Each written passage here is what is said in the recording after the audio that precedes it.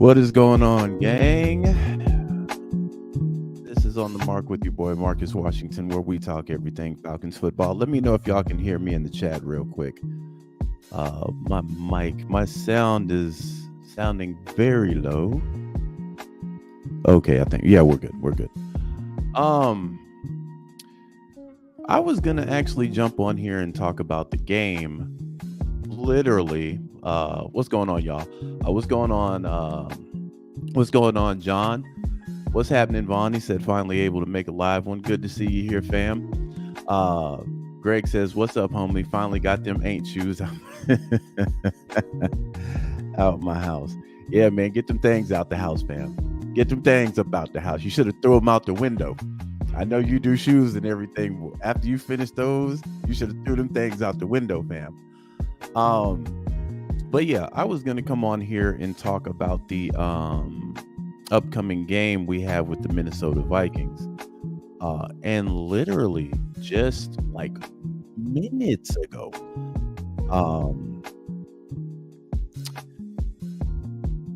there was a video made using a comment that I had in the comment section. And I take issue with it because it was disingenuous as hell. Absolutely disingenuous as hell. I'm gonna see if I can pull it up real quick because I'm gonna chop this down before we even get into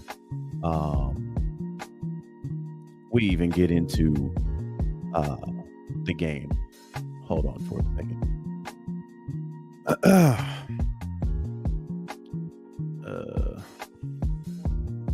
had to type in, and I had to come jump on my I had to come jump on my computer because I saw it. Hold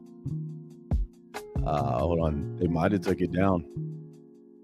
Oh, come on, man! You can't put something like that up and take it down. Hold on, fam. Hold on, fam. It was a whole damn video. Let me go to filters. Let me go to today. Oh, come on. Now it ain't up there no more? Well, that's good because I think I still have it on my phone. I don't know how this thing just magically disappeared when it's right here. It's on my phone. Let me do this. Give me a second, fam. Give me a second. Because I'm going to go through this one. One thing I do not like is disingenuous conversation. I do not like that at all. Okay, here we go. Right here. Popped up. All right, so let me turn off my music for a minute because we're going to chop up some good game here, fam. We're going to chop up some real good game here. What's going on, Ray? What's going on, DeMario? How y'all doing, fam? But yeah, let me share my screen here. Let me turn my music down. Actually, let me just turn it down a little bit. Here we go. Let's share the screen here. Because I'm gonna do a couple of things in this video to prove that this video that we're about to watch is disingenuous as hell. So here we are here. The title is Atlanta Falcons trade for Kirk Cousins is the answer to the Falcons struggle. And it's a rant. It's a rant. Now, as you can see, actually, let me blow this up.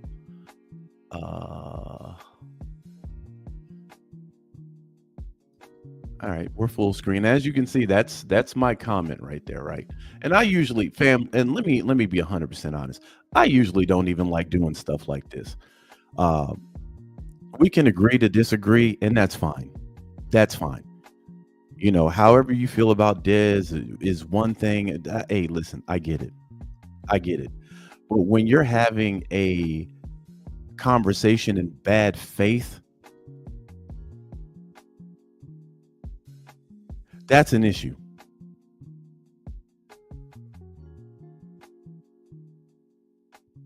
So let me read what I wrote. Actually, no, let me do this. Let me do this. Let me take it a step. Well, I'll let this play, and then we'll actually go to the comment section so I can show you how this right here, this whole rant is in bad faith, right? Um, so yeah, let's go ahead and get into this real quick. See, Falcons fans, I'm gonna just get straight into it. All right, this is one of the dumbest things that I've ever seen, and I'm trying to do my best not to curse in this video because I want people to understand what I mean by this. All right, this is on the mark. All right, you've seen him on our show, Six Man K Styles, it's on Mad Mike Network, and Big Chauncey, OG Chauncey. We seeing these guys. All right, so we had a conversation about. All right, Desmond Ritter isn't the guy. All right, I think most of the fans are not happy with Desmond Ritter, and we pretty much stated that. All right, if he isn't the guy, why keep him around? Because if he's not the guy, and we know he's obviously isn't our guy, our starting quarterback, why keep him around? Why ruin a guy's career and say, all right, he's not our guy. We don't want him. He's not a starting quarterback, and he needs time to develop. All right. Well, why don't we just do him a favor? Because he's never going to be like here in Atlanta. Let's just get rid of him. Let's Notice uh how he equates him not being the guy right now is us hating Desmond Ritter. Notice how he equates that. This is what I tell y'all when you're a fan of one player, you don't think rational anyway.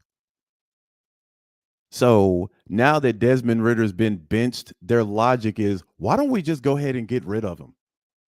Y'all don't like him anyway. Why don't y'all just go ahead and get rid of him? This is the same logic they use for Matt Ryan. Y'all don't like Matt Ryan. Why don't we just go ahead and get rid of Matt Ryan? Let Matt Ryan win somewhere else. Then what happened? Matt Ryan went to a pretty established team the year before and got benched twice and cut. But we'll continue. just trade him away. Let's get rid of him. Let's release him. Let's cut him or trade him away. This dude, I asked him a simple question. All right, since Desmond Ritter isn't the guy, who is the guy?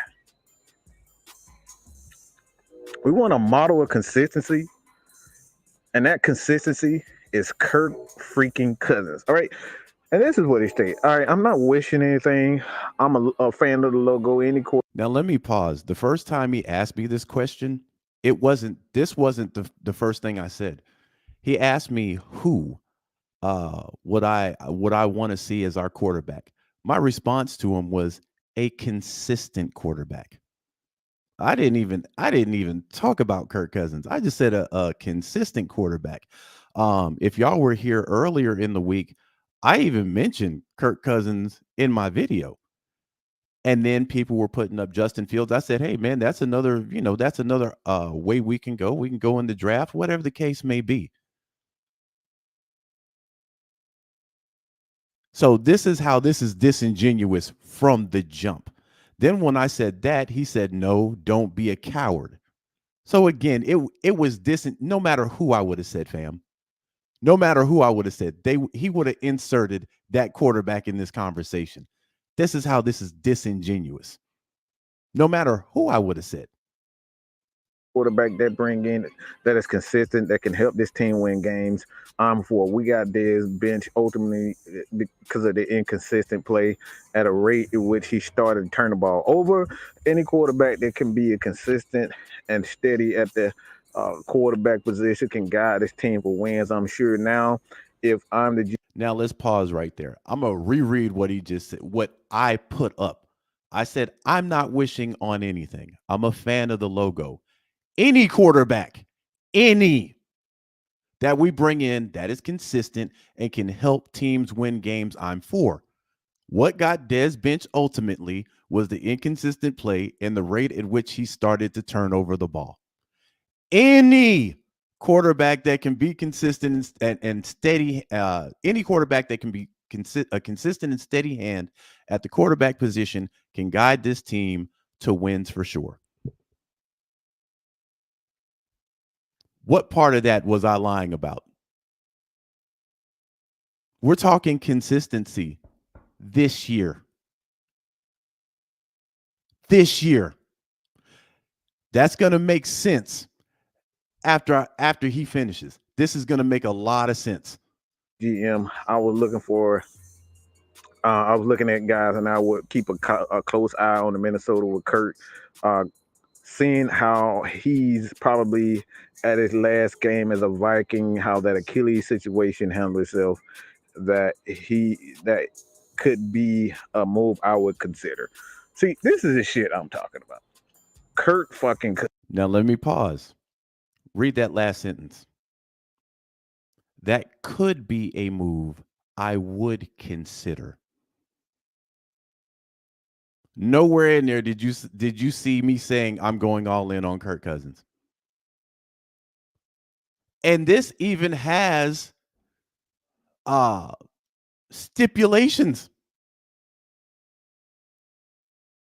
I would be looking at how that Achilles situation handles itself. But watch how they get so triggered by this stuff. Watch how they jump off the porch. Cousins, a guy that has made a career off of failing and being absolute shit in big time games. This dude has consistently failed. This dude has blown, I'm talking about blown leads. He has won games in big time moments. Okay, he just contradicted himself. The man just said he basically is shit in big games, and then turned around and said he's won in big moments.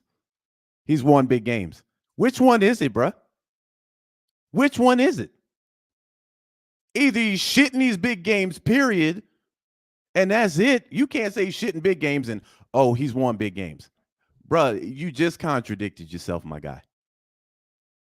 One against the Saints with Stephon Diggs on the sideline. He was one of the main reasons why they was even in that position. That's actually untrue, but we'll continue. It came down to one throw. It came down to one throw, and then the very next game, these guys blow that when they were the odds-on favorite to get to the Super Bowl. They actually weren't the odds-on favorite. If he's talking about 20, I think it's 2020, because he might be having his games confused.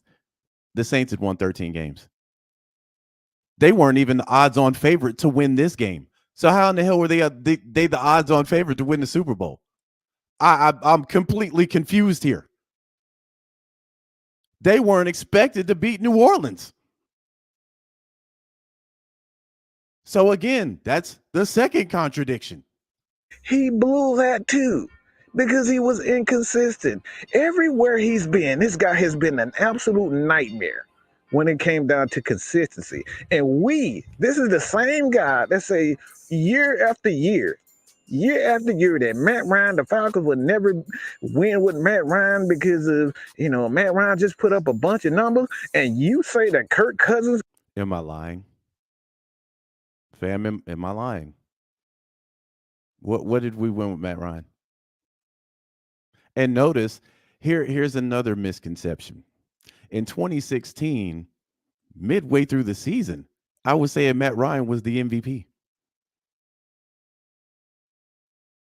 And then he won MVP. That same year, after the Kansas City game, I said we were going to run the table and get to the Super Bowl. That's exactly what we did. It wasn't really until the 2019 season, kind of on the back end of the 2018 season and the 2019 season, I was like, man, Matt cooked.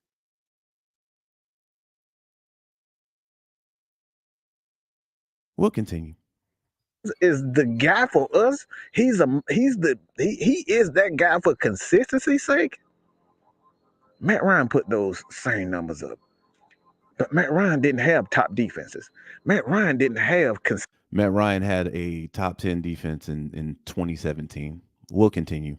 Consistent offenses. If Matt Ryan doesn't have a consistent offensive line or a consistent offense, how's he putting up these numbers? We know he's not running for him. That's contradiction number 3. If the offensive line is bad and Matt Ryan never had a listen to this shit, fam. Matt Ryan ain't never had a consistent offense? But really? Then how is he putting up these yards? Who the hell he throwing it to? Last time I checked, Julio was here for damn near 10 years. We had a Roddy White sighting, Tony Gonzalez, Michael Turner, Devontae Freeman. I can keep going, fam.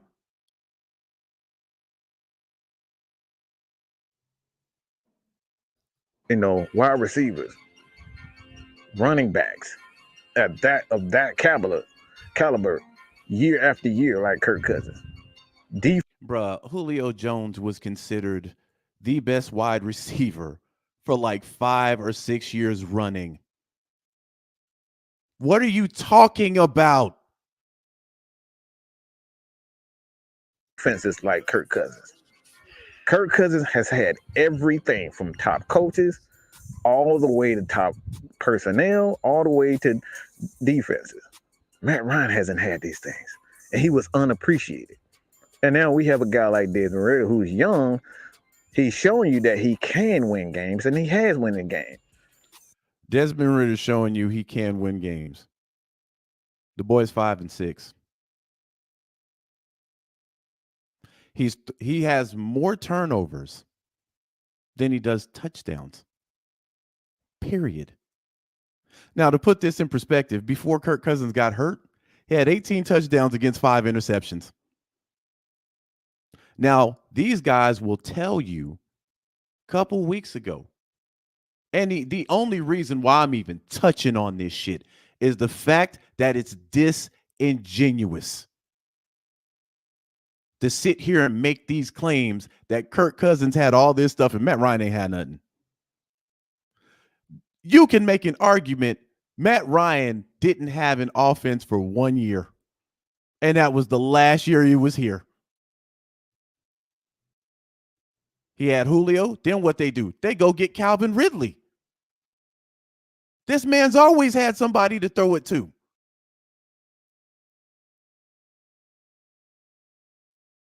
But what they'll sit there and tell you is Desmond Ridder. Do y'all know Desmond Ridder was top 12? He's top 12 in passing. He's top 12 in passing. Meanwhile, while they're saying that, Kirk Cousins was top 3 this year. Top 3. Also, what they fail to mention, Minnesota usually in the playoffs with Kirk Cousins. We're trying to get to the playoffs. Kirk usually there. And fam, here's the crazy part. Read the last line. I said that could be a move I would consider. I didn't say that Kirk Cousins is the end all to be all, or we need to sign Kirk Cousins to some massive 4 or 5 year deal.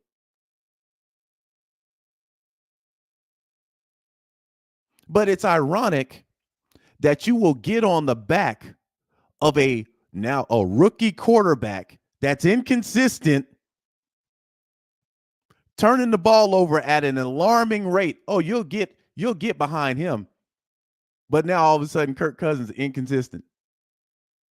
He's failed everywhere. But they make the playoffs. And a couple of those years, they couldn't depend on Dalvin Cook. Justin Jefferson just got there.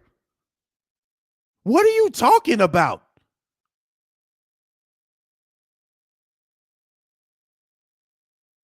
And here's another thing. At least he gets the ball to his playmakers.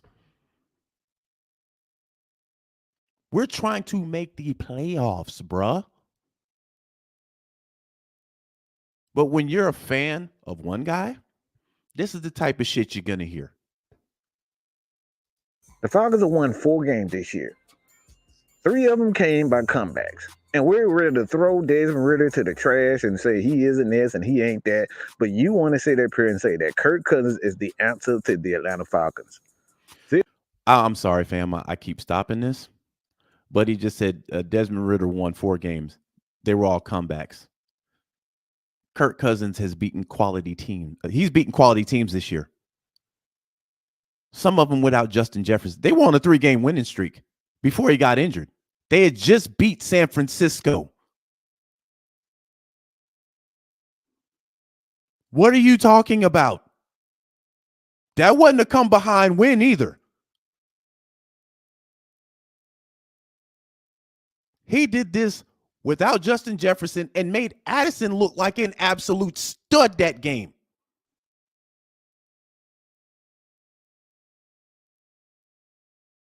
This shit has to stop. It's okay for you to say we want consistency. It's okay to say that you don't think that Desmond Ridder isn't that guy. But when you go out and say some straight up bullshit in regards to Kirk Cousins being the answer to the Atlanta Falcons, the guy is already he's coming off of an Achilles tear. So he may not even be the same quarterback. He may not even be the same freaking quarterback. Notice how nobody's saying that about Aaron Rodgers, though. Aaron Rodgers has the same exact injury, bro. Same exact injury. And I know their argument will be Kirk Cousins isn't Aaron Rodgers. I didn't say that. The Jets need Aaron Rodgers type of gameplay to get to where they need to get to. I've been saying all year, this is what I mean by consistent talk. I've been saying all year, all Desmond Ridder has to do is play like Kirk Cousins. We go into the playoffs. Because Kirk Cousins consistently gets to the playoffs.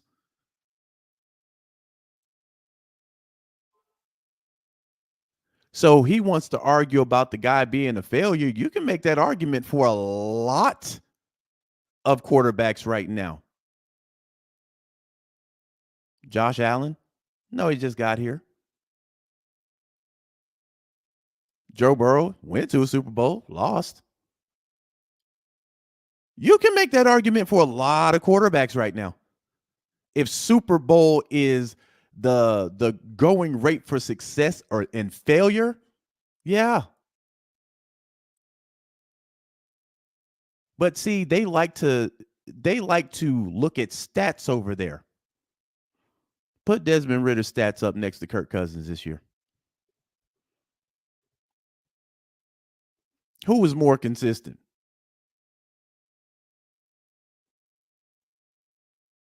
And again, if I'm a GM, I'm going to reiterate this. If I'm a GM, yeah, I'm going to be taking a look at that.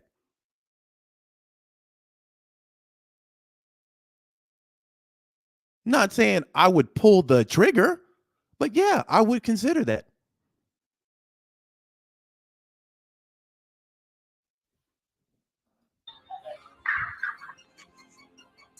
He may not even be the same player what we are seeing, and we want this guy to be the poster child of the Atlanta Falcons. What the hell are we doing? This guy's contract is going to be somewhere to $30 to $50 million. We're ready to throw $30 million, tear our defense apart, tear our offense apart, just to get an old, decrepit guy who's underachieved and overachieved in his entire career to be our answer. Well, you got to be kidding me, people. At some point, we have to educate ourselves, and at some point, you got to be real with yourself, because a comment like this is exactly what's wrong with Falcons content creators, Falcons fans, and the media. Now, here's the thing. And a guy like me usually would pull up receipts. I'm not going to do it right now. But the guy that's talking a couple of weeks ago said that Desmond Ridder did not play well. And it wasn't a knee-jerk reaction. He went through the numbers and then reiterated that Desmond Ridder did not play well. He was making boneheaded throws. The very next day, I was on the podcast with OG. He jumped on there and said Desmond Ridder played great. Now, wait a minute. You talking out of both sides of your mouth now. Just a day ago, he didn't play well, made boneheaded throws. Then when I say he didn't play well, all of a sudden he played great. Did you see the 300 yards? Left the turnovers out, though. but he's telling you what the problem is with content creators. He also told me I was crazy for talking about benching Desmond Ritter a few weeks back. Lo and behold, what happened? They benched him. We'll continue because we only got about a minute left of this, so I'll let him ride.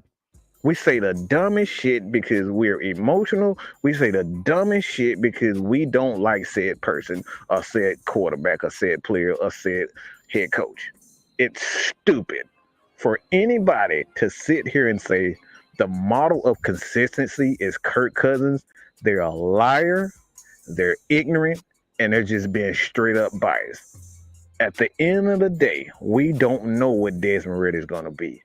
But to sit here with a straight face and tell me that Taylor Heineke is the answer to the Falcons' problem, that Kirk Cousins is the answer to the Atlanta Falcons' problems, you're fooling yourself and you're straight up lying. You don't really know what Kirk Cousins is going to be outside of what he's always been. And that's a massive failure. He is A massive failure that gets to the playoffs.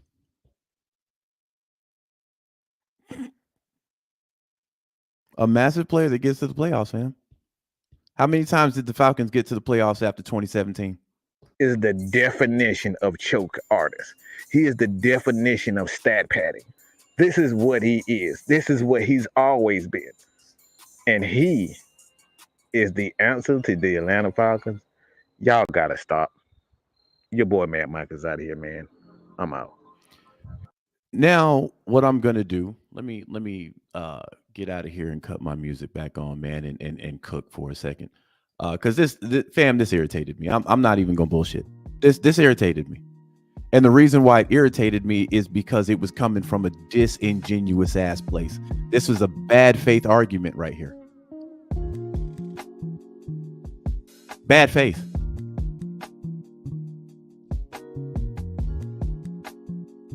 Bad faith. And apparently, I wasn't the only one that thought that because the organization sat him down. Your head coach sat him the fuck down. So at this point, you can go complain to your coach. Now, what I'm going to do, and then I'm gonna be done with this situation. Okay, so what I'm gonna do is I'm going to read. I'm gonna read the comments that led up to this to show you how disingenuous this is. So let's see. I guess and you can go on and look at the comments. The comments are under the video that says, if Desmond Ritter is trash, why not release him? So let me get to where this started. So 6-man K Styles says, if they are in the market for a quarterback next year, why keep Des if Taylor Heineke is under contract next year? My reply was, if they are in a market and go with, let's say, a veteran QB, a few things can happen. They keep 3 QBs on the roster and let Woodside go. They trade Heineke and keep Ritter as the QB2, or they keep Heineke or trade Ritter. None of these situations lead to Ritter getting cut. Like I said, the extreme move to cutting Ritter doesn't apply in this situation. Worst case scenario for Dez is he would get traded. And then hold on. Okay, so Mad Mike, a couple of comments down, says, dude, you're tap dancing better than Sammy Davis Jr. on Broadway. Pick a damn side. You said he's not that guy. Video documented evidence. So now another team will benefit from his skills if you trade him. It's too extreme to cut him. So now it's sit and develop. My response to this is, like I said, unlike you, I've been consistent with what I said. I said time and time again, he needed to be benched because he wasn't ready. If I thought he was the guy, why would I say he needs to get benched? I also didn't say another team would benefit. That's you putting words in my mouth. I said another team would give him a shot because I've seen worse at the position on teams, especially backups. Also, most guys at this draft spot sit and develop. So I don't see where the issue is with that. If you go back and listen to my video documented evidence, I've been and still am consistent with what I say. You, on the other hand, have video documented evidence of you saying Dez didn't play well, and the very next day saying he played great. You also are on a video claiming that he's on the same trajectory as Tom Brady. Y'all can go on his channel, fam.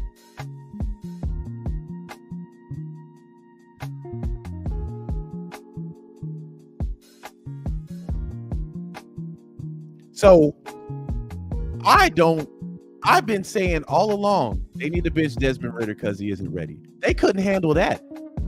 So now that they benched Desmond Ridder, is who you think gonna be the better quarterback? Who would you pick? Knowing good and goddamn well, no matter who I say, you're gonna criticize that. If I would have said something like, you know what, they need to go after Tom Brady. Oh, see, now this the shit. It's same video. It would have been Tom Brady instead of Kirk Cousins on the video. This the shit they be talking about, man. Y'all know Tom Brady retired, and y'all said it doesn't matter who I would have said. So the argument is in bad faith. But here's what I will tell you. He's on the bench. Quit bitching. Y'all don't like to be wrong, apparently. Y'all got somber voices when he got benched, like somebody died.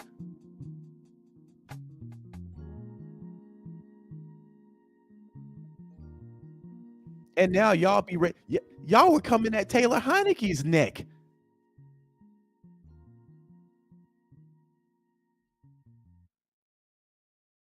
So anyway, I'm done with that shit, man. I'm finished with that.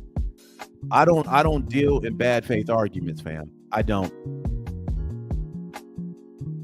Because your argument loses all its legs the minute you talk about Desmond Ridder's stats this year. And then I bring up Kirk Cousins' stats this year. It dies, bro. Literally, dead upon arrival, it dies. Well, he's had a great coach. Really, bruh? Really? Do I have to get into that?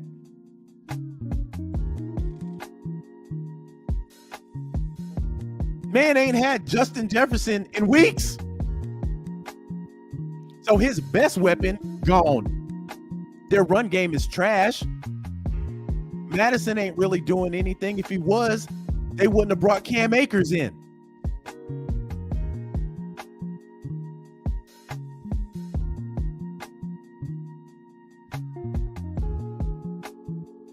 So if you want to talk about something that sounds stupid, that's what sounds stupid. Desmond Ridder's doing his job. He on the bench now. 13 turnovers. Kirk got 5. With 18 tuds to match that. 18 tutties. Which one ain't consistent right now? I think if you honestly ask anybody who has a rational football IQ right now, who would you start Sunday? Kirk Cousins or Desmond Ridder? Most sane people would go Kirk Cousins.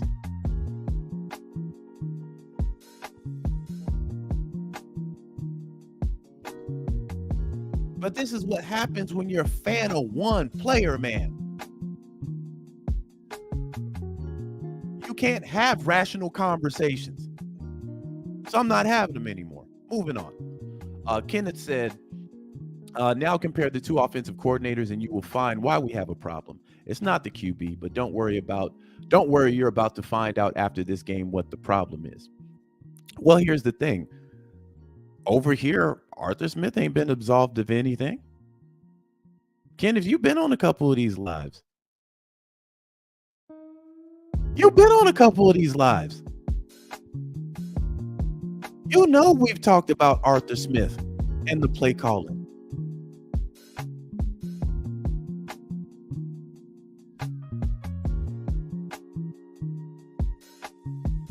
And we've said over here time and time again, this is what I actually wanted to see. Because if it is indeed the play calling, hey, listen, you know you got to get that guy up out of here.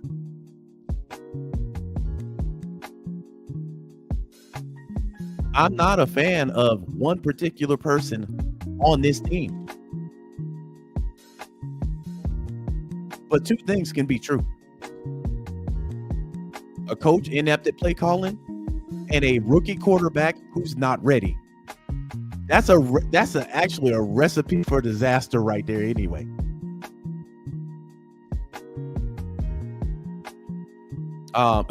Ray says it's pumpkin spice season. He may have something in his cup. D says Mad Mike is a clown. Listen, man, I'm not gonna go that far. Listen, I don't really do beefs at all, so I don't want anybody to look at this and say, oh, you know, they got beefs. No, I just don't do conversations in bad faith, which this clearly was. This clearly was a conversation in bad faith.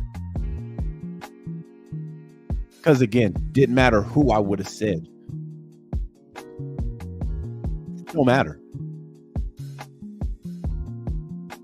And my first answer to that question was a consistent quarterback.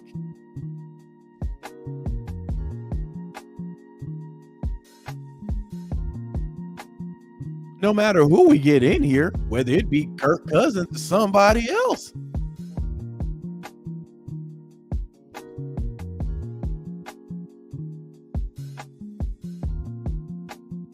I don't care. As long as they're consistent, we should be able to win a lot of games with a consistent quarterback. No matter who it is. But like I said earlier this week, if I was the GM, I'm monitoring that situation. Because Kurt was cooking before he went out. That's why everybody was like, damn, when he got hurt. Everybody felt for the boy. Because Kurt was out. He's been balling since week 1. So if you're a Vikings fan, you're like, bro, when we get Justin Jefferson back in here, bro, we gonna be devastating. And then he gets hurt. And it's like, fuck, man.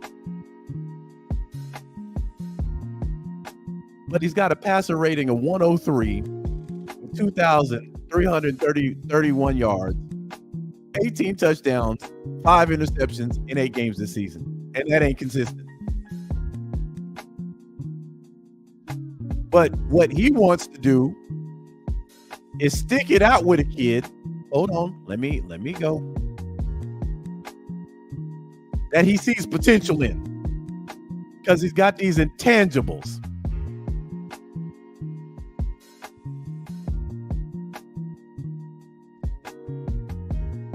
$1,700 yards, 6 touchdowns, 84 passer rating, and 13 turnovers.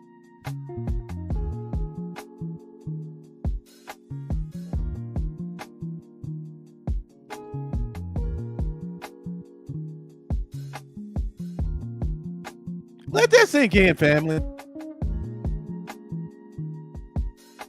If Kirk is inconsistent, what the fuck is Desmond Ridder right now? And that's the guy you want to stick with.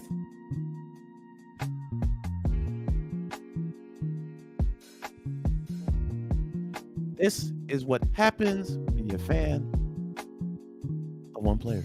And it ain't just him. So they think Kirk Cousins is just a bad idea. Man, you know, we don't know what he's going to look like coming off that Achilles.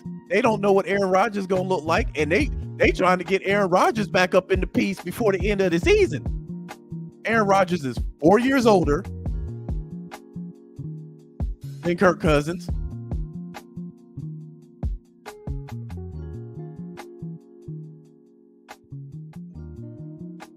So they don't know what they're getting with Aaron Rodgers either.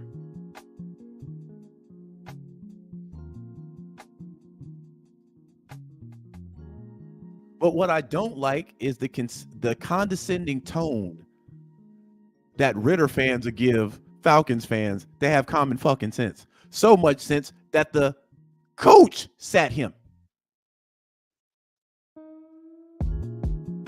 So you lose your whole argument the minute they bench the kid.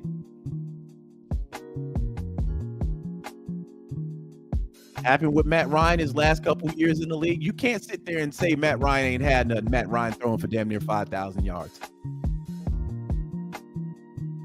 What's going on, Nando?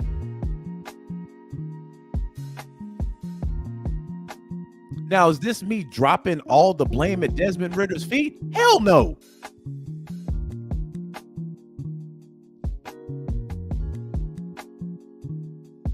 We got a coach problem too.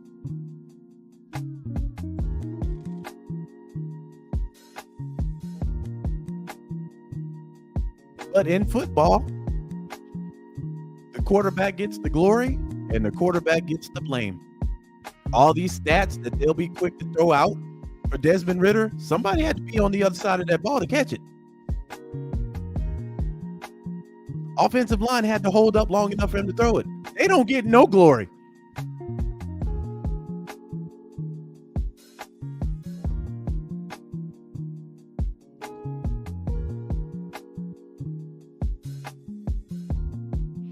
So again, man, disingenuous conversation, man, it's bad for for anything you talk about.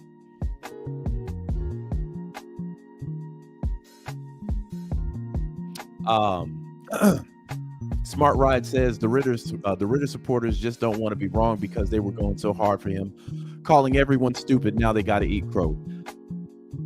Here's the thing, man. If you're wrong, you got to. That's part of the business. You got to eat crow. I think the reason why a lot of people rock with me is because they know if I'm wrong, hey man, I'll eat that. I have no problem with it. If Desmond Ridder turned out to be that guy this season, I said it on many times. Man, I have no problem getting on here and eating crow. None. Because when you're wrong, you're wrong.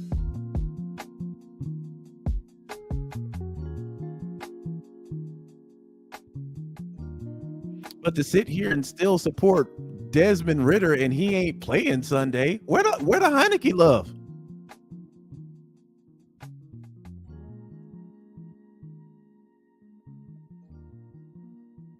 If Heineke goes out and balls out and ends up getting the job, I really ain't going to be talking about Ridder for the rest of the year. Because the way I look at it now, they going with Heineke for the rest of the year, fam. And again, I even stated earlier this week, hey, man, listen, I hope Desmond Ridder learns from this.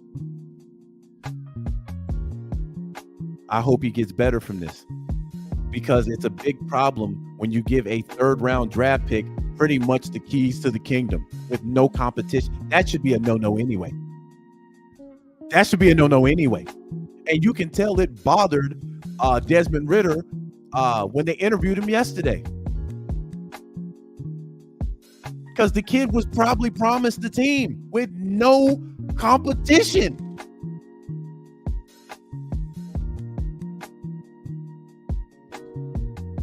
And the handling of Desmond Ridder ain't even his fault. That's your head coach's fault.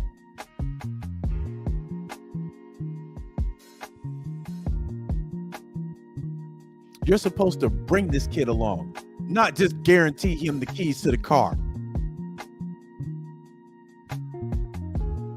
Because you know what happens when you give a teenager a car with no driving lessons?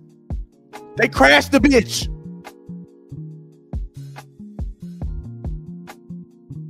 It's on you to make sure this guy is 100% ready before you throw him out there. Don't promise him nothing. Not at 74.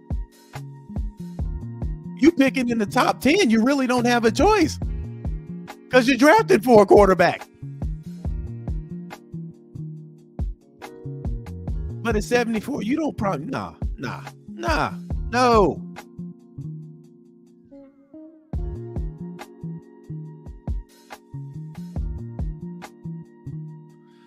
Ray says, I keep listening to what you said and what he said, and I got to the point of where I don't think he comprehends well. Your key words were a consistent quarterback. Yeah.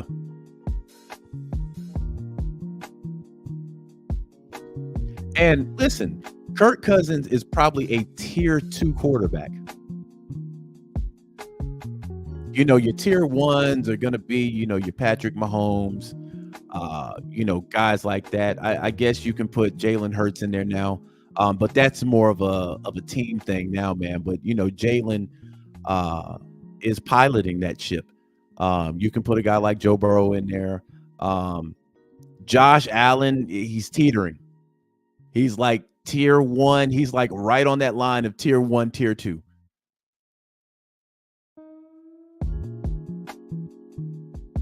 And one of the reasons why I put him right there is inconsistency. When he's great, this man's awesome. But he's had a couple of games this year where they just head scratches.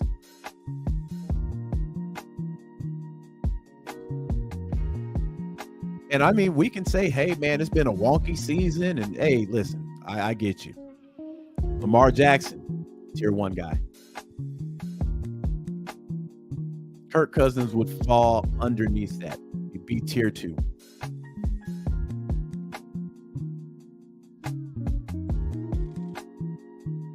So if you're a tier 2 guy, you're not inconsistent. And like I said, let me look at Minnesota real quick.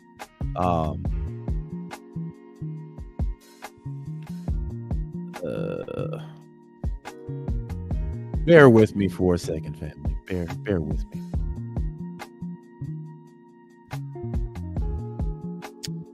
All righty.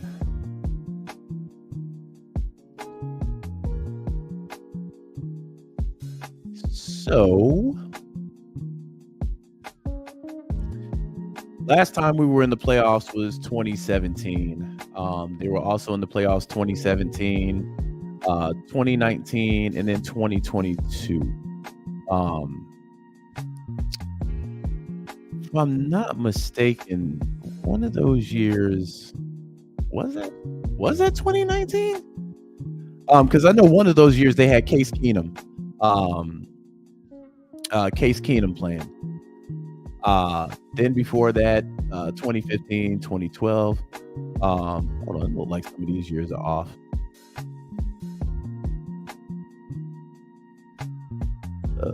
Let me go here real quick.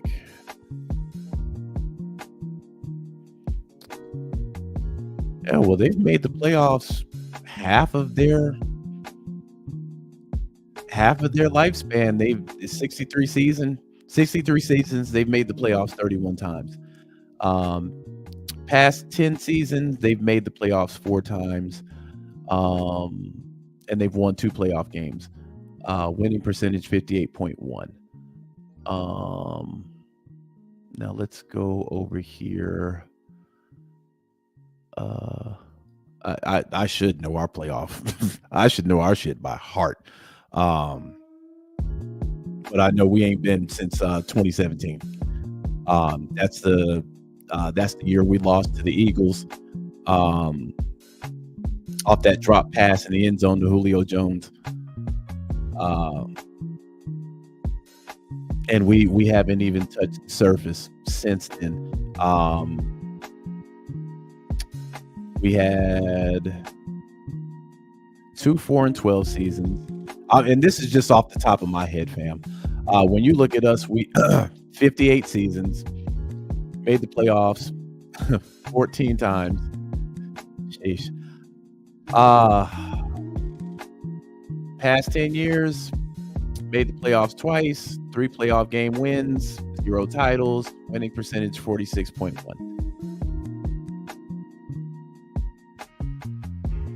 Hey, let's put this in perspective. Matt Ryan was here for what, 13 years? This has got to be wrong. We've made them in the past 10 years. Oh, that's 2014. Okay. That still seems off, though. Because we made it in 2016. We made it in 2017. That's twice. Oh, this is from 2014. We made it in 2012. I think 2012 we were 13. We were 13 wins. Yeah, my math sucks, man. My math sucks. But yeah, man. So that's gonna be my spill on that. I don't mind having conversations where people disagree. I think those are fundamentally healthy conversations. If you can disagree about stuff and it's in good faith and it's respectful, there's nothing wrong with that. When you start being disingenuous about it and having conversations in bad faith, yeah, I don't want no parts of that.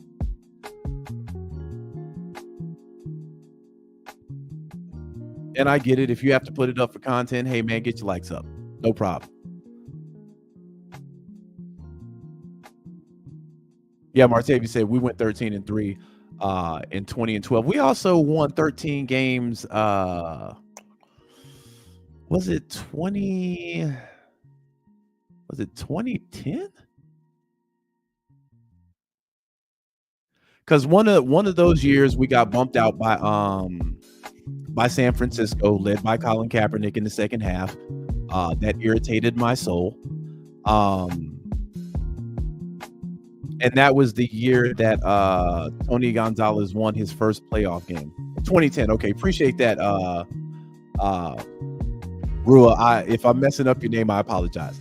But 2010. And then in 2010, we lost to who the fuck did we lose to in 2010? Oh God, this is gonna. Was that the Giants? Because the teams that we did lose to, they end up going to the damn Super Bowl. Okay, yeah, it was the Giants. Appreciate that, y'all. That's the one thing I oh, it's just RUA. Just say the letter. Okay, RUA. I got you. Appreciate that, man. But yeah, man, like, you know, I'm in the business of making this team better. No matter how we get there. You know, again, as a GM, I think, you know, you look at all options. You know, are you going to go in the draft to get a quarterback? You know, what position are you going to be in? What's your draft position going to be? You know, you got to look at all these things. Anthony's saying, no, it was Green Bay in 2010. You sure? Hold on, man. Hey, listen, we about to Google this just so we know for sure. Y'all might be right though. Hold on. Falcons versus Green Bay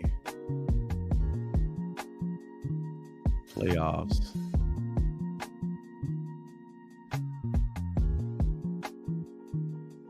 Yep, you're right. Y'all are right. My bad. Yeah, Giants Packers, we're still losing. Yeah, I think the year that we lost to the Giants, I want to say that was Ryan's rookie season, where we put up like 2 fucking points. That would be what, 2000 and no, not well, 2008. I don't fucking know, man. Listen, math gone, whatever. But we lost to both the Giants and the damn Packers in the playoffs, so it don't even matter. But yeah, man, 57 minutes in, and we're finally getting to keys to winning this game. So again, man, no beef, no nothing. You know, Matt Mike, keep doing your thing. Y'all go over there and subscribe to his shit. You know, OG's over there. Big shout out to OG. No issues, man. I just do not like conversations in bad faith. I don't. I never have. So to bring up stuff like, I've been talking about Matt Ryan for years. That actually came out to be true. Everything I said about Matt Ryan was true. Down to the fact that he was going to be an analyst in 2 years. The one thing I got wrong was Julio Jones being on a podcast inside of 2 years. That one I got wrong. It's still coming. It might come a little later. But that one right there, I wasn't accurate on. The Matt Ryan shit, I was spot on about.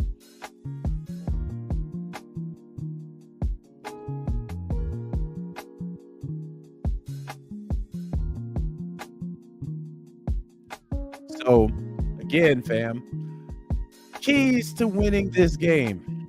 Listen, pretty simple, pretty straightforward. Defensively, they're going to blitz.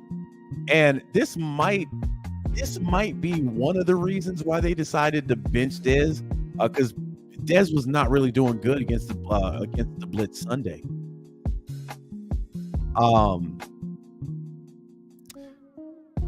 We have to beat the blitz. I'd like to see in this game a little more of the screen game, because you do have Bijan, you do have TA, you do have Cordero. Those are blitz beaters all the time. Quick slants. And then here's another thing. If they miss on this blitz, you got a guy who is not afraid to throw this ball down the field at all. At all. So I'm not saying this should be a gimme game, but this is a game that we have to have. We have to have this. I think our defense is not going to be as bad as they were Sunday. And in all honesty, man, God, that offensive PI that did not get called, that changed a lot of things, man. But I don't think they're going to bite on too much. And I think Minnesota's going to play it safe with whoever they put behind center. Here's the problem, though. Their run game is awful. So I don't fear their run game. Madison has not been good this year. Since being given the keys, he has not been productive. Cam Akers came in.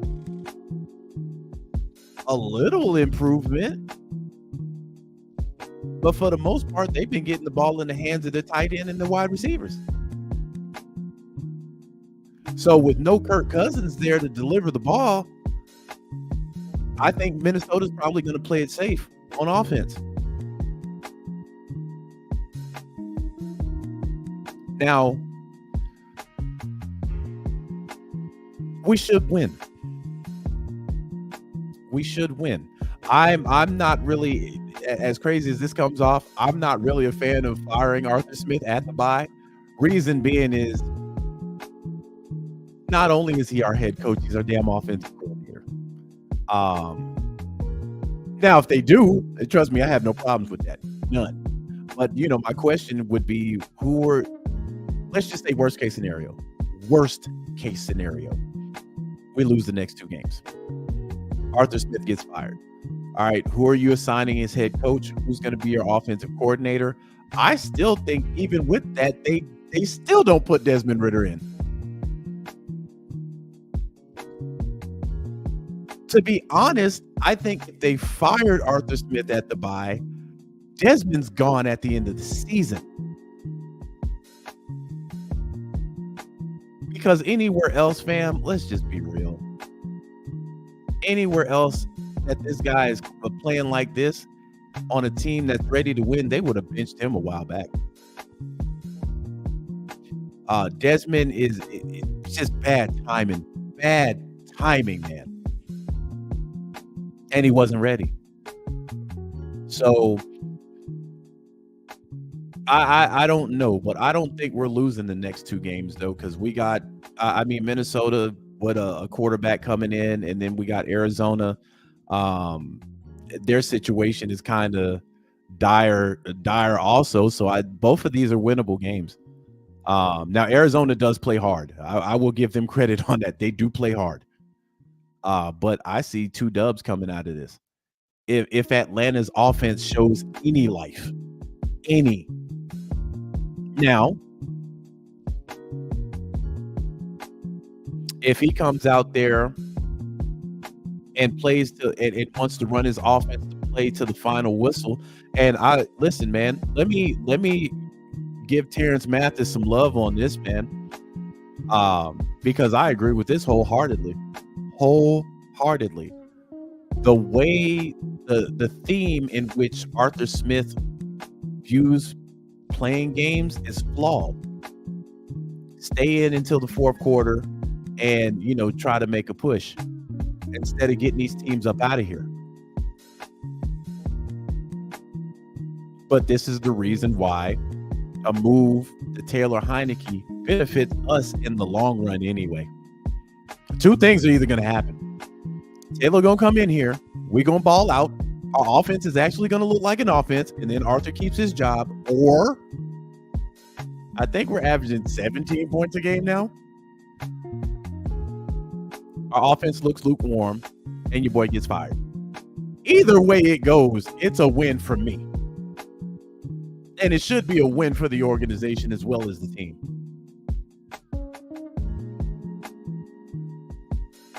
Because if you kept trotting Desmond Ridder out here, with the way that he was playing, you can tell his confidence was just dropping. It's a losing season. So now this teaches him a lot of different things, man, because one, if this breaks him, being on the bench, he's not your guy. If this absolutely destroys a quarterback who makes a great living, and him being benched destroys who he is as a player, he wasn't your guy anyway. That wasn't your franchise QB. Somebody asked me the other day, man, what do you define? How do you know you have a franchise QB? And I told him, I know when I have a franchise QB, when your backup can't do the same thing he can. That's when you know you got a franchise quarterback. Now, what's going on, Armani? So he kind of sat there for a second and said, And I'm like, think about it. Who the backup in Kansas City?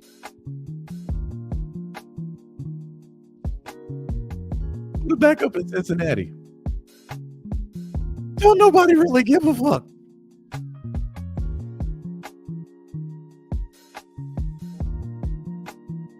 The only reason why I know who the backup is in Philly is because he quit on us.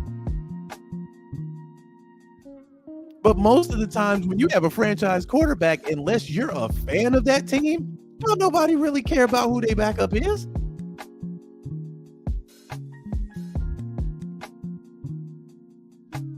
But when you have to start looking at your backup and your starter, and you like, the backup can actually do more. Then you start looking at your starter like, why the fuck is he even starting?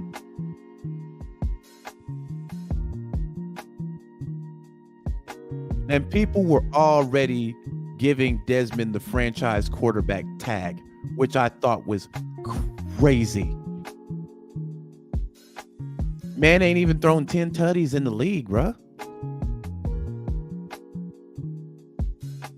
He's about as far as a franchise quarterback as you can get right now. And that's no real dig to Dez, because again, he ain't ready. And that's okay. There's no shame in that. There are a lot of greats that had to ride pine. Aaron Rodgers didn't come in and immediately start. Brady had to get behind Bledsoe. And had it not been for Bledsoe getting hurt, who knows what might have happened up in New England.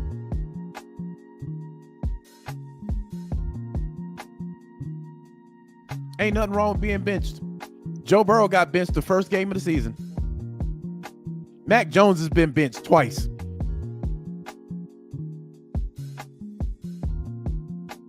There's nothing wrong with it, fam. You learn from it, you get better. Dez, my advice to you, get in that film room, get locked the fuck in, start working on the fundamentals again. Take that football everywhere you go. Don't let that football out of your sight. Start learning coverages. That will help you. Fam, here's one thing that I don't know. I don't know if a lot of people know this. A lot of people might, because it's kind of open knowledge now. But Patrick Mahomes didn't start reading defenses really until after that first Super Bowl win.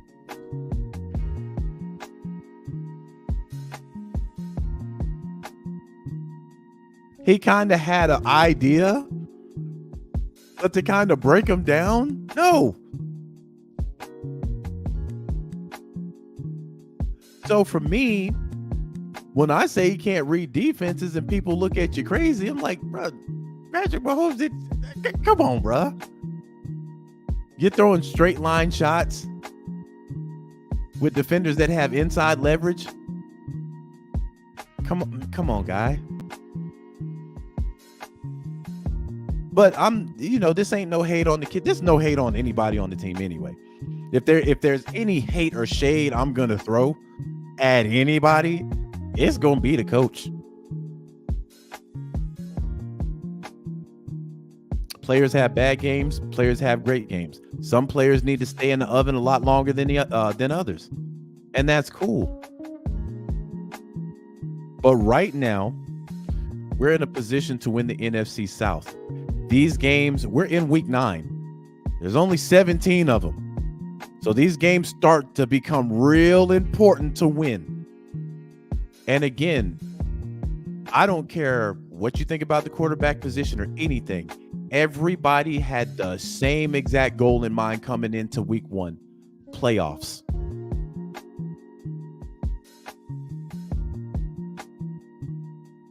Even the Ritter fans, playoffs. That's what you have to do this year. Anything less than that that's a failure. We came into this season, this is a 10-win team. That's kind of at jeopardy right now.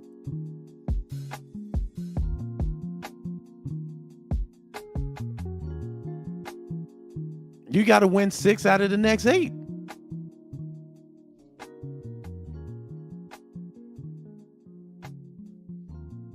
Which, again, I don't even care about at this point.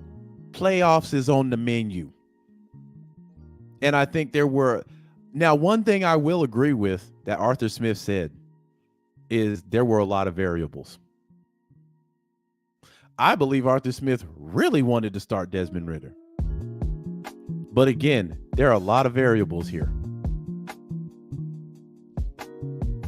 You're sitting atop the NFC South. Your schedule is pretty lightweight. You kind of control your destiny at this point. Anything less than the playoffs is a failure. You got a kid that you like that is turning this ball over at a rapid pace now. And we know turnovers will cost you games.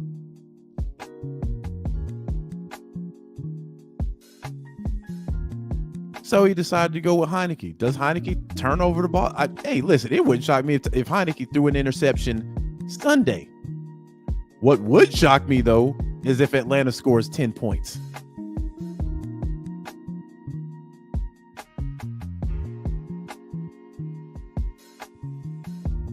Vaughn says he has double the turnovers compared to TDs. Correct. He has 13 turnovers and 6 touchdowns.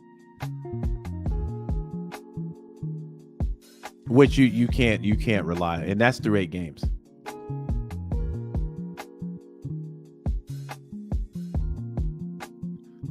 RUA says, let's ask the question though. If you do fire Arthur at the end of the year, who will Terry go hire as head coach, and how will he plan to lock Nielsen down long term?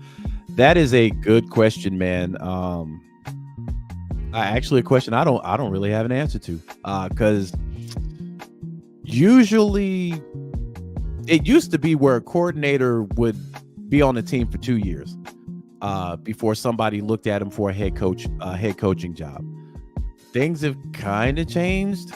So it wouldn't surprise me if a team reached out for Nielsen. But I mean, if you look across the landscape of the NFL right now, man, really Oakland, it seems like they're going to they should give Pierce an opportunity there.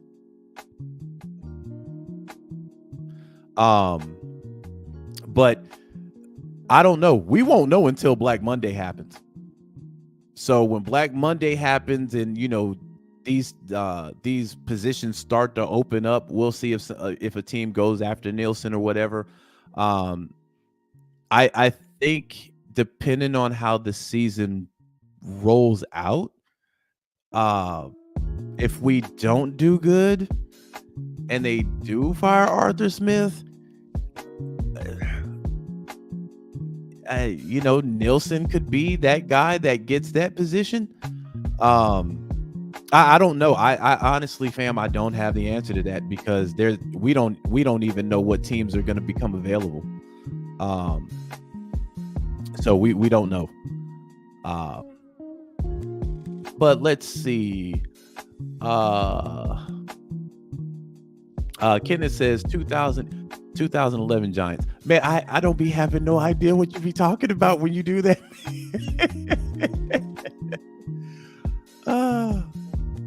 Oh Lord. But yeah, man, I think you implement more of the screen game. Offense keys to winning. Implement some of the screen game. Run the ball. Play action over the top. That's what Arthur Smith wants to do anyway. But you have to stay devoted to the run game. I don't think Minnesota's gonna blitz, but I don't think they're just gonna stack the box just to stack the box with Heineke. I just don't think that. With Ritter, it probably would have been blitz, and we're putting 8 in the box. With Heineke, I think there's a tad bit more respect, because this boy will throw that ball out there. Defense basically has to go back to 2 weeks ago.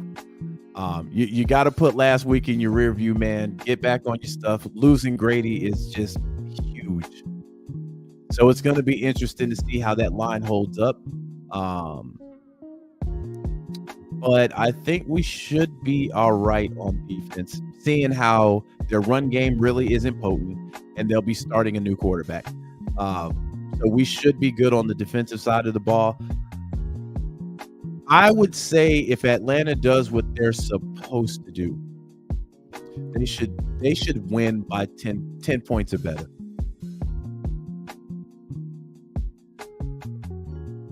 10 points or better. I'm gonna give them 10.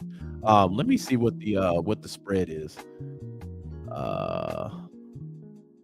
Let me see what the spread is.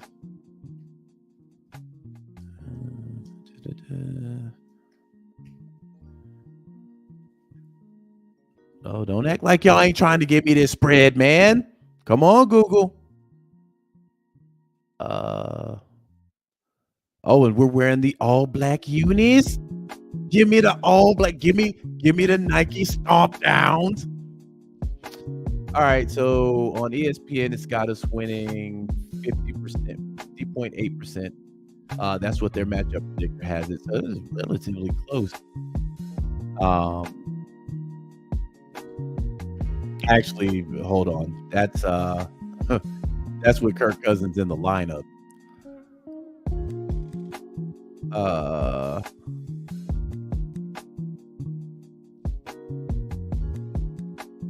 Hold on. I'm trying to find out what it. Oh, what's going on? Steve be coming with it, man. Steve be coming with it. So Steve says we're 3.5 favorites. Okay, thank you, because I didn't want to have to look that shit up.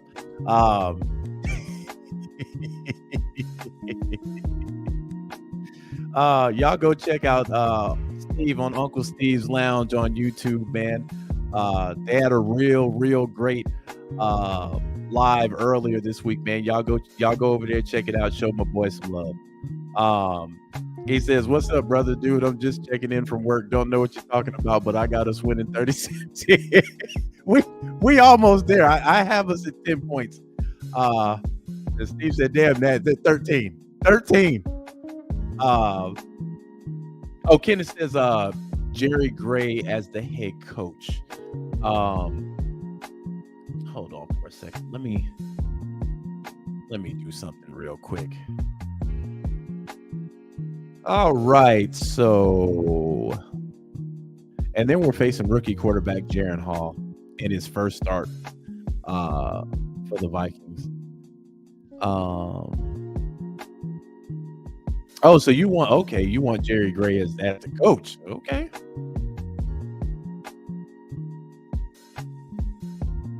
I don't know. It would be all this is contingent on if they fire Arthur Smith.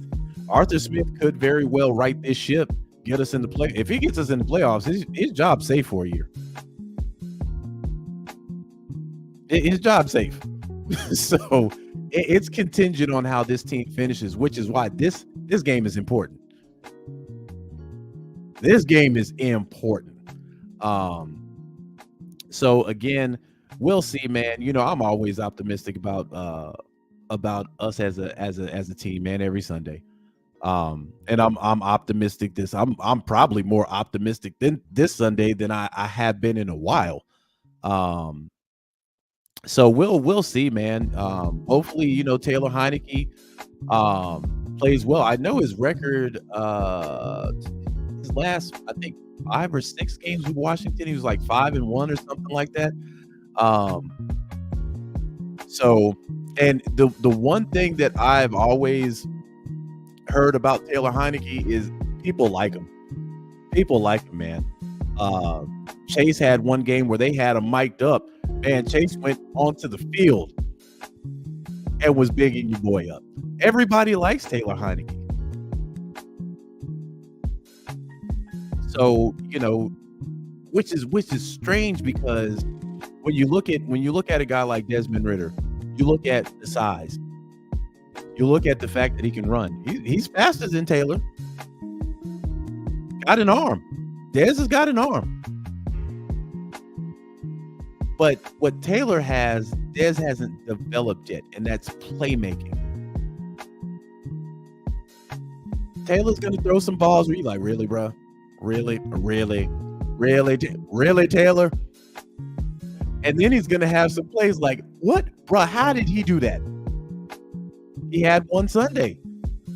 That man avoided 2 sacks, 2 of them, and still secured the ball and made a play. But a lot of this is experience. A lot of it is it's experience, man, and the fact that, you know, the keys weren't handed to Taylor. Taylor had to go out and get this. So if you think Taylor is just sitting here right now, he's saying all the right things. It's Dez's team. But y'all believe that. Y'all believe that shit if you want to. Y'all believe if he really thinks that. Y'all believe that if you want to. Taylor probably thinking, this boy ain't never going to take another snap as long as I got this position. And if Taylor ain't thinking like that, I don't want him as a quarterback.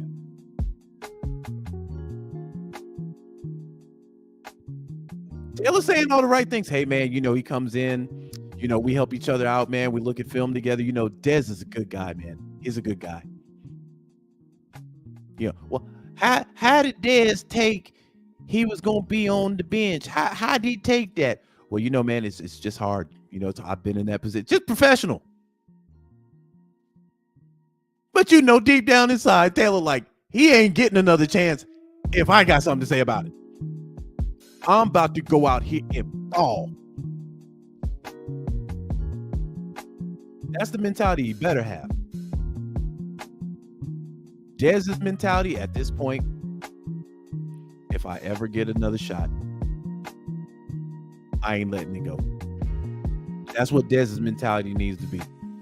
So I'm rooting for the kid, man. You know, I've seen people dog Dez to the high ends, man. He's too young to have a hairline like that. I mean, I've seen people take jabs. I'm like, God damn, bro, keep this thing football, bro.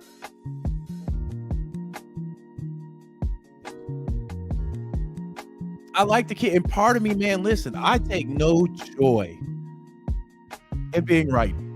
None. Part of me was hurt watching him talk to the press yesterday, because you could tell he didn't take that well. You could tell.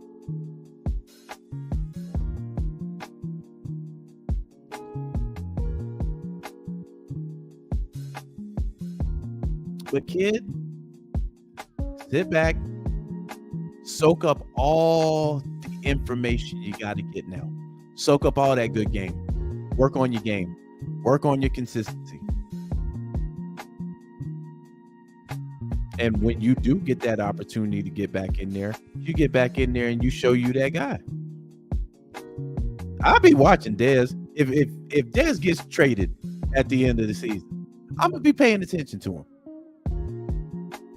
If a couple years down the line he gets a shot in Chicago or one of these other teams and he starts balling out, I'm actually have a smile on my face.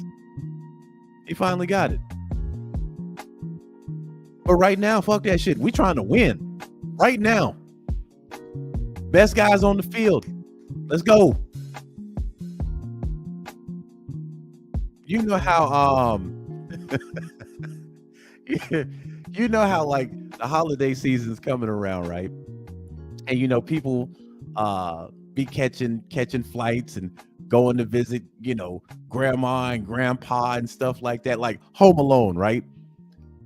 That's how I be looking at this. Like, chop. Everybody got to get, all the good players need to get in the van. All the best players need to get in the van.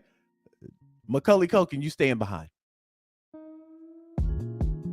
Watch all the Christmas movies you want to, baby. We trying to get this dub. And that's what I be talking about when I say you stand on Falcon business. You stand on logo business. Listen, what happened this week is like, okay, this happened. Let's ride. None of this shit broke my heart. Mind you, we lost Grady for the season. If you want to talk about something that could crush me, that would have been it. Grady's about as consistent as they come, and the boy is a dog. And the boy big, he built like a brick shit house, bro.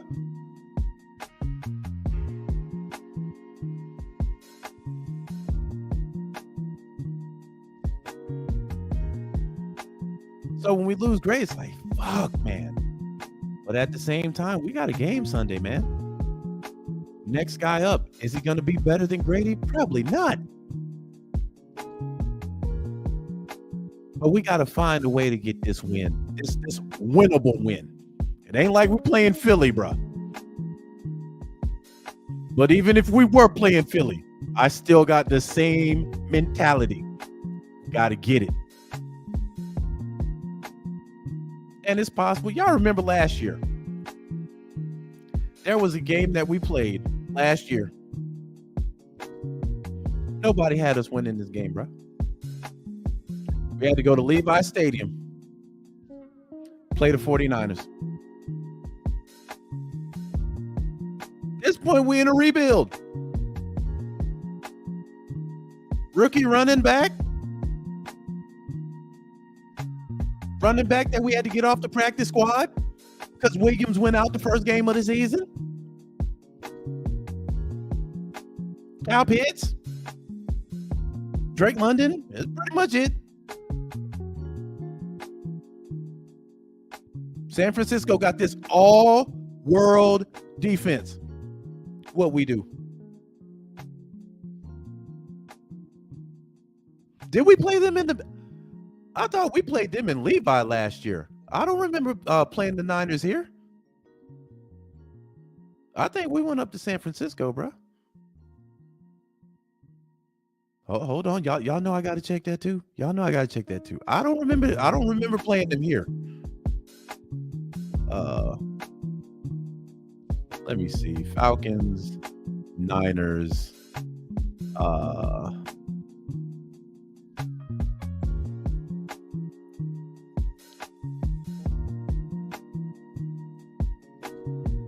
Let me look. Shit. Hold on.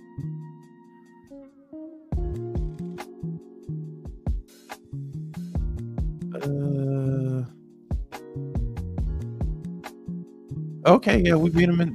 Boy, my memory's just going to hell. I don't know why. Man, I'm having a damn Mandela effect moment, bruh. I swear when I was watching that game, it was here.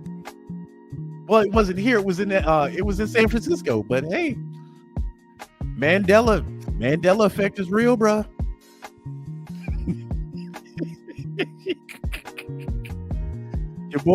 Your boy showing his age. I'm having Alzheimer's on live right now. But neither here nor there. We beat them running the ball down their throat. Now look at what we did to that team. The very next week, they made a trade for Christian McCaffrey. We weren't supposed to win that game, fam.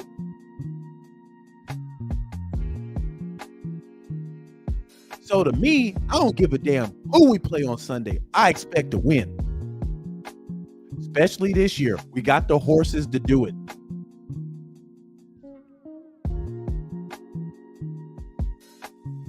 Can't nobody tell me otherwise. Especially with this cupcake schedule we got. Any of these teams get this work. Any of them. And to be honest, all of them should be getting this work. I ain't talking about 3 points. You winning on a last second. No, fuck that. Put these teams in the ground, dig a hole for them, kick their ass in it, dig the dirt over them, and get a eulogy. You know, today we stand here as one, and we look at this team that had no business playing us. They thought they was going to march that little boy out here. They got his little ass tossed up. Can I get an amen? Amen. That's how we supposed to be doing these things, bro.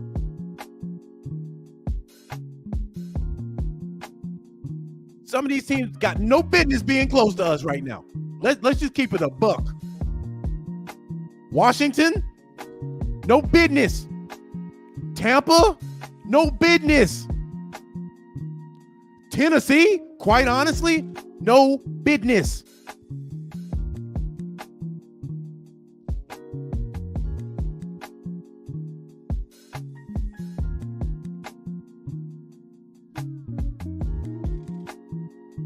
We got to start getting in teams' asses like a thong.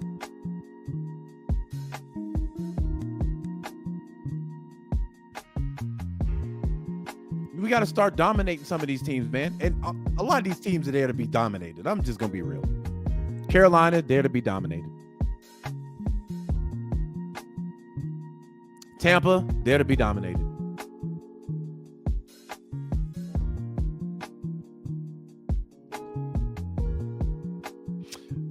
Uncle Seafield, what's going on? You're absolutely right. That's the game. Marcus Mariota won Player of the Week. I don't know why. Even in my brain right now, I'm seeing us playing Levi State. I have no idea. Mandela effect, man. Somebody just implanted a different memory in my head. Man, hey fam, I'm about to be petty. We about to go look at these goddamn highlights. I gotta see this.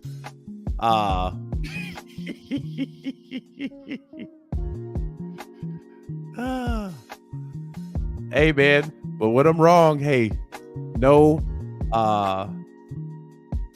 no shame. When I'm wrong, fam.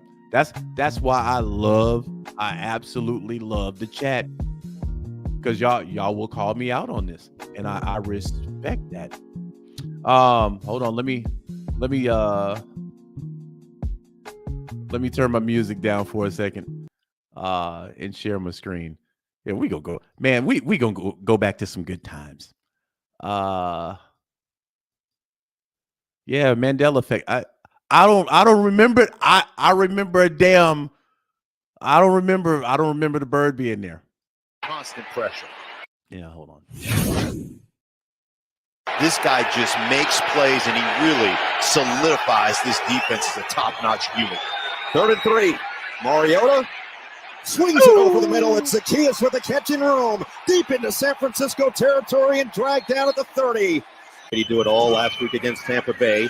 Mariota will keep, and he's got the first down. Tough news, a 2nd and goal here for Atlanta. Mariota floats towards the end zone. Pulled in. Touchdown, Michael Pruitt. Called up from the practice squad yesterday, and Pruitt into the end zone. It's a 3rd down and 1 with Samuel in motion. Handoff up the middle. It's going to be close for Jeff Wilson. Ball came out. Oh, it's picked up by Terrell. And it is touchdown. A scoop and score. Hey, look, man. These highlights gonna get me hyped up. So if y'all hear screaming in the background, it's me talking from the past when we played this game. Man, I'm so diehard about this team, man. I watch highlights and I still, get up for them. A.J. Terrell, and it was poked out by Troy Anderson.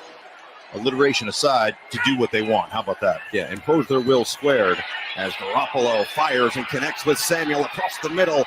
Sheds another tackler, spun down at the 41. Impressive on that side of the ball. They really were. Playing great, shutting them down. Constant pressure. Ayuk right at midfield. Oh, he coughed up the football, but Samuel was right there to dive on it. Check in motion on 2nd down and 1. And the flip back to Jeff Wilson, who's got some speed and bursts through. Lone running back out there with Garoppolo. Drops back, uncorks, and another completion to Ayuk. Spun backward that this season, just 1 interception in these first couple weeks. Steps up, shovel pass, Kittle. And I'm telling you, from a leverage standpoint, first strike standpoint, he's as good as it gets. Takes a handoff. Screen pass, Ayuk. Burst of speed, and he's in. That was a nasty play, touchdown, man. San Francisco. Play clock down to 3. 3rd down and 7 for Mariota. Feels the pressure, gets away. Mariota tripped up from behind. The 49ers get home, and another big play, this time by Akeem Spence. 4th down forced, and the Niners defense looking like the #1 rated defense in the NFL. Y'all hear that? At this time, they were the #1 rated defense in the NFL. Nobody had us winning this game, man. Nobody. Kenyon, high punt. McLeod absorbs the contact, and McLeod's got space. Look out! McLeod brought down from behind. Wilson out wide. Play clock winding down. Garoppolo fires, connects. Ayuk, touchdown. That boy Ayuk been a monster. Brandon Ayuk, 2nd of the day. Now, see, it was at this time where Falcons fans started pouring up. They started pouring. They started pouring up, fam. It was like, hey, baby, hand me that bottle off top of the refrigerator. Nah, I need the other one. I need some strong shit for this one. Algier in motion. Mariota feeling the pressure. He is dumped. How about the quick step? Man-to-man down here. Mariota evades, steps up. There He's going you to tuck go. and run. Mariota shows off the wheels, And and he's got the first down. This is 2nd and 2.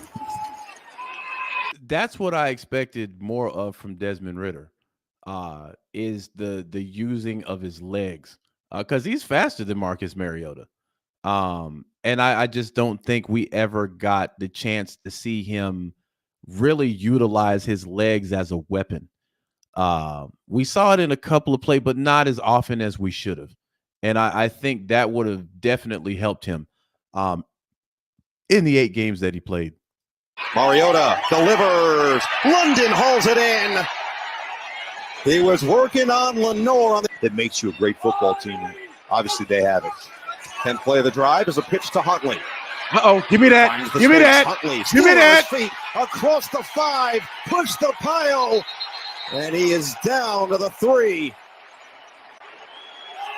Huntley stays in there on the 1st and goal.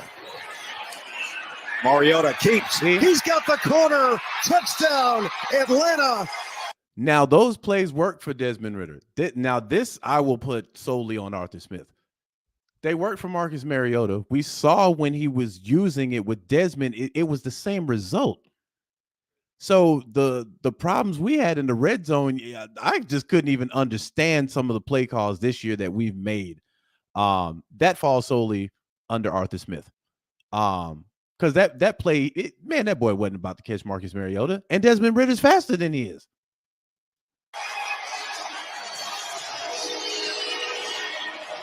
Third rushing touchdown of the season. Picking something up from Tom Brady from his time in New England with that QB sneak. Dump it underneath, use check. And he goes airborne, spun around. Deep coverage, Garoppolo. Quickly steps up, fires down the... What? That got picked off. So I'm not gonna show the whole highlights, but y'all get my drift now. I just had to get a refresher because I swear for the life of me, I thought we played that game in Levi Stadium, bro. For the life of me, I'm like, we played that game there, but Mandela effect undefeated, fam. Mandela is undefeated. Anyway, I can talk to y'all about the Falcons all day. Y'all know I can, but I'm gonna go ahead and get up out of here, man. This is the Friday huddle. And before I get out of here, let me reiterate, I don't have any issues with nobody. But what I won't do, especially now that I'm a little up there in age now, I'm not about to have disingenuous and bad faith conversations. I'm just not going to do that. In the end, we all want the same thing. And I always reiterate that. So I don't have all the answers. Jonah said that may be where I'm getting it mixed up, Jonah. Jonah says we played them at Levi Stadium during Arthur's first year. That may be where I'm getting that mixed up because how I'm remembering the game, it was sunny outside. So I don't know. But like I said, I probably got that mixed up, man. But it just seems like a memory, a different version of last year's game got implanted into my head. But that's what I got y'all for, fam. That's what I got y'all for. When I'm wrong, and y'all gonna correct me in the chat. I like that. So yeah, man. Going into Sunday, we should get it. What's going on, Atlanta supporter? But yeah, man, when we have conversations, we have to have great dialogue. I know drama sells. I know that sells. I'm not trying to do that. Like I said, I was coming on here to do the huddle. And before I got on here, that video had posted. And I'm like, the fuck? And had it been like a legitimate thing, I wouldn't have batted an eye at it. Honestly, wouldn't have. But it was coming from a deceptive place, and it was disingenuous. And I don't play that game, man. I don't. But either way it goes, shout out to Chauncey and them over there. You know, shout out to Uncle Steve, man. Y'all go check him out. Y'all go check out Smitty. Go check out Birdcage. Who I'm leaving somebody out. I'm leaving somebody out. But yeah, man. All Falcons content creators are dope. All of them. I might disagree to the moon and back, but all of them are dope. So no hate here.